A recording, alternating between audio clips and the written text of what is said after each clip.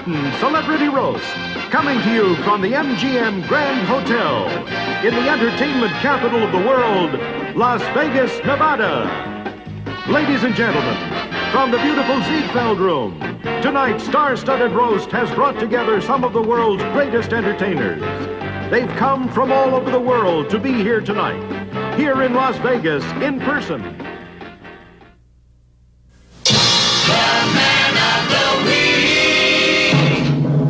Your roastmaster, Dean Martin. And tonight's very special man of the week, Hugh Hefner.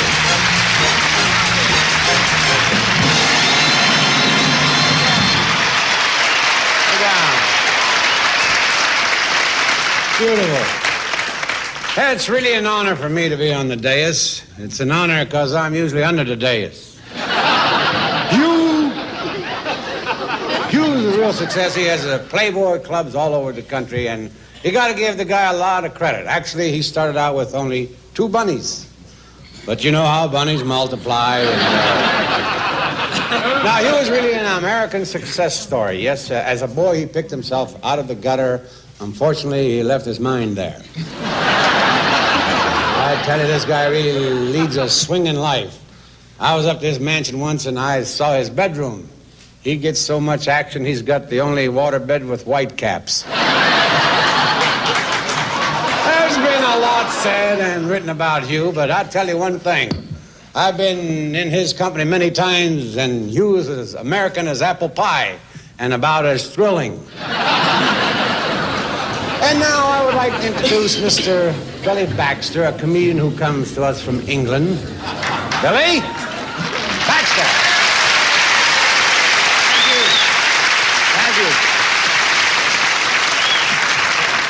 Thank you very much, thank you. And it's a pleasure to be honoring this remarkable gentleman, ladies and gentlemen.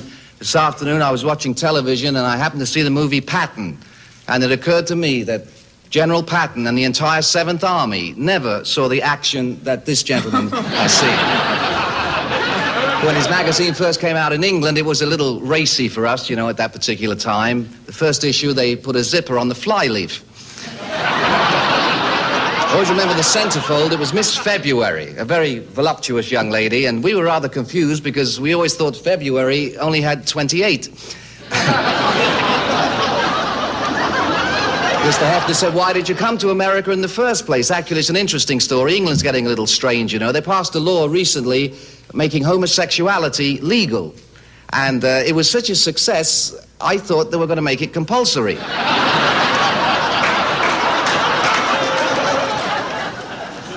He also asked me a very strange question. He said, did you celebrate the 4th of July in England this year? Which, of course, we don't celebrate the 4th of July in England, sir. You know, we lost an entire country. There's nothing to celebrate. Actually, we could never have won the war in the first place when you think of it for many reasons. I think, number one, we were overdressed. Little red velvet jackets, knickers, white stockings. I mean, when you look like that, you don't want to fight anybody, do you? You want to dance with them, you know. And then we carry that band around with us, you know. Bum-bum-bum. You can't go to war with a band. How can you have a surprise attack? You've got a bunch of fellas 4 miles ahead playing when the Saints go marching in. You know? It's ridiculous. After 4 days, the enemy was shouting out for requests.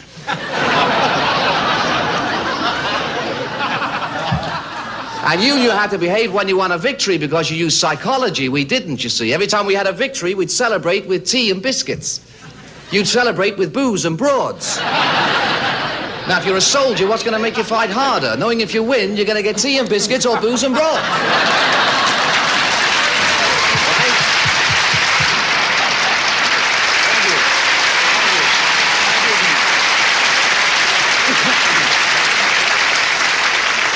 Ladies and gentlemen, right now I'd like to introduce Mr. Howard Cosell. Howard's been my friend for a long time, and there are many reasons for that, mostly bad luck.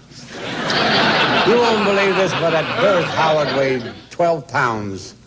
His tongue weighed 9. Ladies and gentlemen, here he is. The man you see every Monday night on National League football. The man with the AstroTurf toupee, Mr. Howard Cosell. ladies and gentlemen, an extraordinary moment for all of us, especially for Dino, to have had the thrill of introducing me in his utterly Yogi Berra way. I'll tell you this, Yogi Berra couldn't have done it better, Dean. You are an utterly amazing man. He's really something. Here's a man that never had the benefit of a grammar school, high school, or college education, but through his own initiative and determination, managed most successfully to remain stupid. On the other side of the coin, it's always a pleasure to attend a testimonial for a man who has made a major contribution to the society. And someday I may have that pleasure. I've got to tell you what I do admire about Hugh through all of the years. The body. Look at it. So taut, so tight, so tense, so lithe, so supple, so agile, so mobile, capable of every movement in the chronicle of the male sex.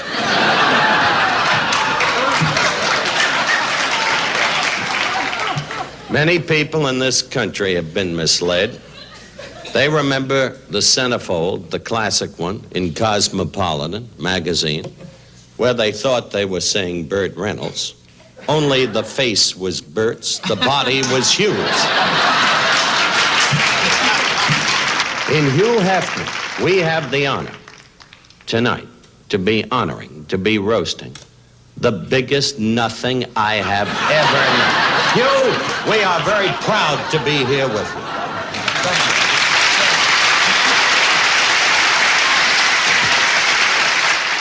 Ladies and gentlemen, Miss Audrey Meadows.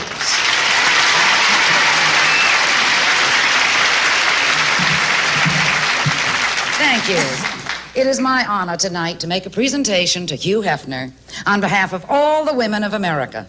You know, women have always thought that there was something obscene about their bodies. And it took Hugh Hefner to show them exactly what it was. Now, a lot of people criticize Hugh for filling his magazine with photos of nude women.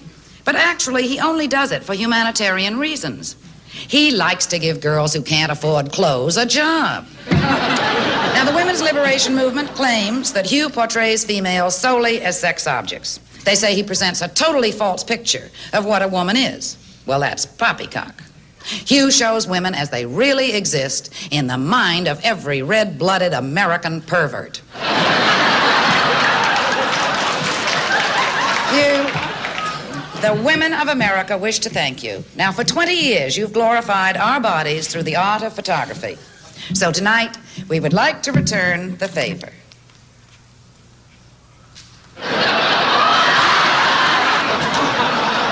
Ladies and gentlemen, Mr. Jackie Gayle.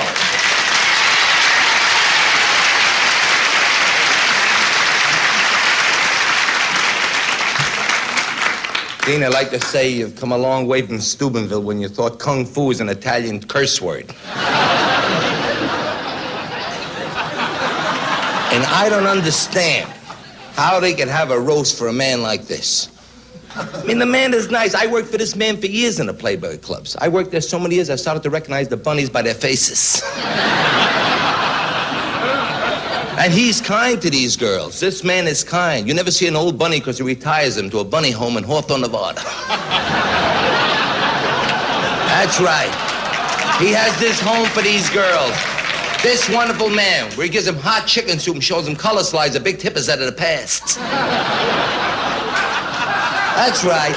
I know a girl who wanted to be a bunny, but unfortunately, it meant something to her, but she didn't have the measurements. So she went to see a doctor about silicone. But that's right, she couldn't afford it, so she had putty. That's right. This girl was a 40 too long. And you've got people here, you've got Tom Hall is here, this country singer. I know what I've been working in those country towns, Tom. I've been in those towns, baby, eating them grits. You people eat grits? It looks like, he knows what grits is. You know what grits is? It looks like farina dipped in cement. That's right, the more you eat, the more it multiplies. And Dick Martin, it's good to see you, Dick. Smiling like usual. Stop bugging Dean to team up. He don't need a part. I love Dick Martin. He's got a smile. It looks like he's got 2 sets of uppers and 2 sets of lowers. That's right. If you and Dom DeLuise ever do a show together, you'll blind 8 states. Jeez, I got some good stuff here tonight. I didn't think it was going to be this good, Dean. It looked shaky to me, but I took a shot with it. Joey Bishop. It's an effort for you to come out, Joey. He sits by the phone waiting for Johnny Carson to get sick. And, of course, Howard Cosell, the eloquent Howard. 40 million people listen to you, Howard. 40 million people listen to this man on a Monday night announce a football game. Unfortunately, it's not the same game they're playing on the field. I never heard anybody louse up a game like that in my life. And this man was a lawyer. And what a lawyer this man was. A big day for him was repossessing a Hudson. This great lawyer. This man took a traffic ticket, had to reduce to second-degree manslaughter. And I want to say something, Hef. I don't care what these people say about you. You're okay in my magazine.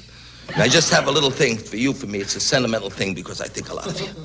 You've had fame, you've had fortune, and you've had girls galore. But I know when you reach your final hours, you'll still be yelling, "Get me more! Get me more! Get me more!" Thank you.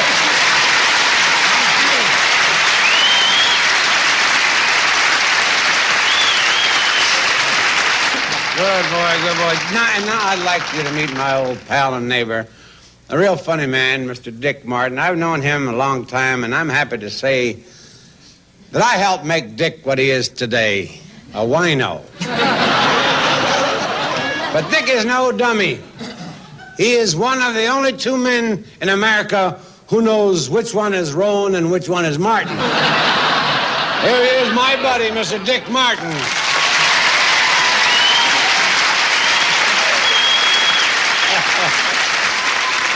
Hugh Hefner is a man who found out at an early age that life begins at 40, 26, 36. You know, usually the recipient of a tribute like this is awarded a scroll or a plaque or something in recognition of the contribution. Now, you may think I'm fumphing, but not really. That's timing. That's timing.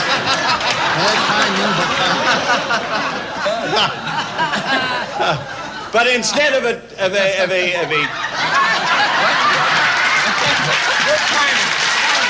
you notice how I keep it going?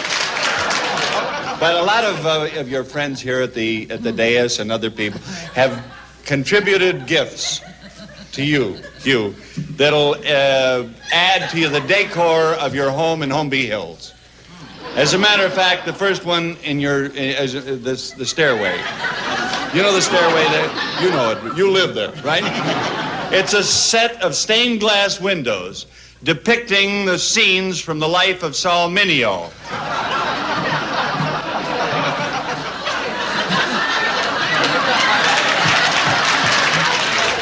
The unlisted and private phone number of Regis Philbin.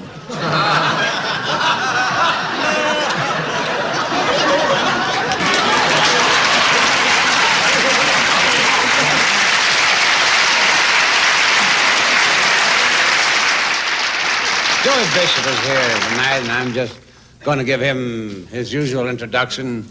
Johnny couldn't be here tonight.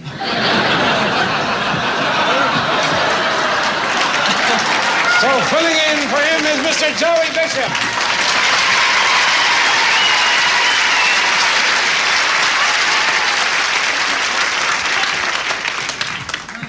I want to tell you how thrilled I am to be here at these auditions.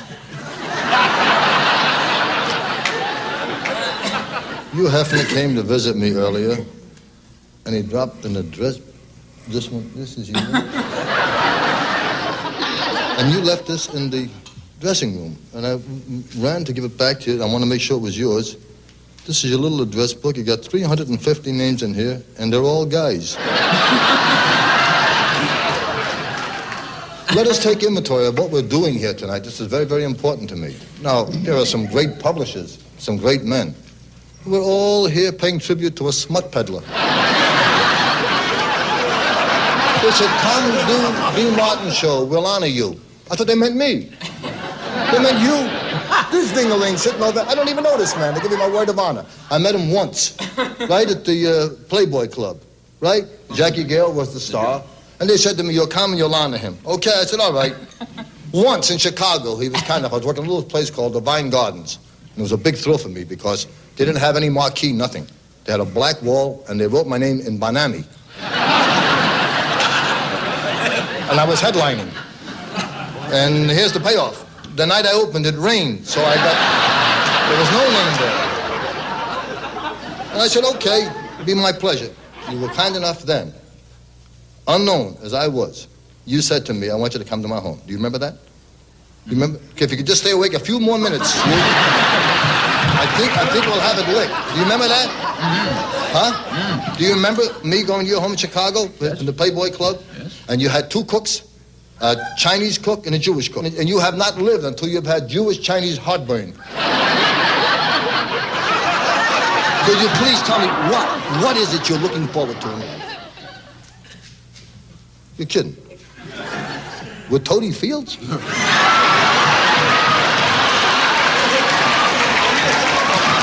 I just want to sum all of this up by saying, ladies and gentlemen, if you're familiar with the roast, you know we only rib someone we're very, very proud and happy to know. All the things you hear about Hugh Hefner are not true. The boozing with the broads and all, it's not. If they were, you have my word of honor, they would have thrown him out of the Communist Party years ago. Now,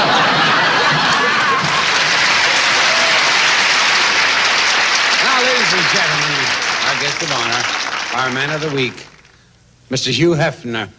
Hugh Hefner!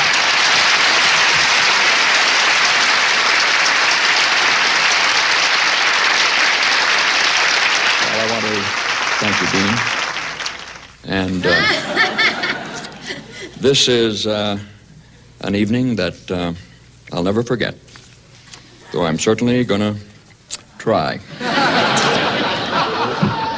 It's really a kind of a special treat when you come to a roast where the host is already fried. But I do want to thank everybody connected with this, for me, rather special evening. Thank you, Joey, Dick, Jackie, Billy, Audrey, Loretta, Tom, and, of course, humble Howard. The original Deep Throat.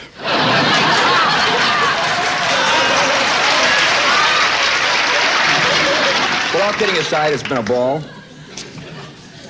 And I never really realized it was possible to have this much fun sitting up.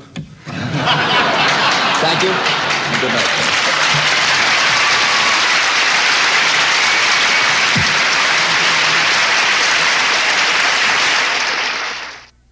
Well, that's our show for tonight. And I want to thank all my wonderful guests and you. It was indeed a pleasure honoring you this evening. It was an honor well deserved. I wish you the best, and if you phone Frank Sinatra, he'll tell you who they are. Good night, everybody. I'm on my way home. Catherine, warm up the hot chocolate.